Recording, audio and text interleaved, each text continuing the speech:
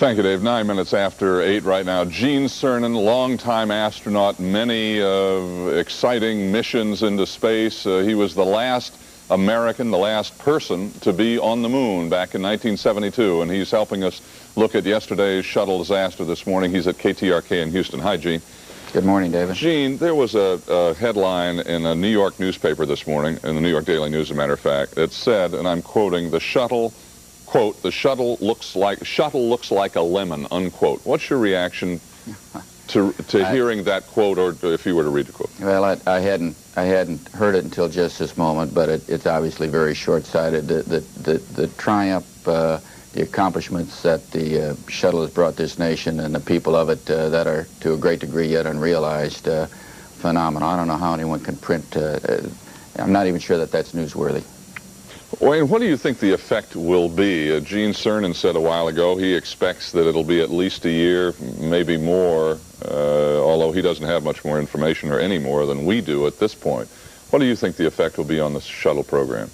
It's clearly a cataclysmic setback for the program.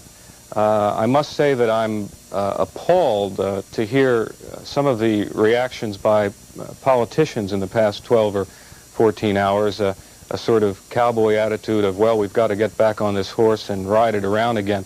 I think that's exactly the kind of attitude that led NASA to take the sort of publicity stunt of putting members of Congress responsible for its budget, journalists and school teachers on a very dangerous machine. Bill, what's your view about the program continuing on? What do you think might happen here or should happen?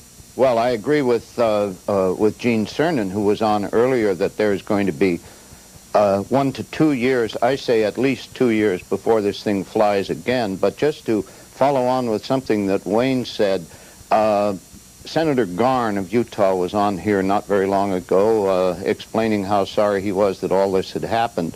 And I would submit that if Senator Garn hadn't wanted to take a junket of unprecedented scope last April, that one of these people, Gregory Jarvis, would be alive today.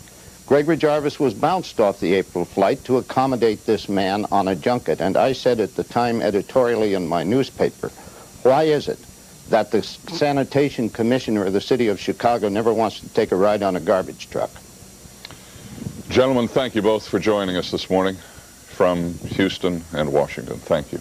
And we'll be back 14-0. Gene Cernan after this.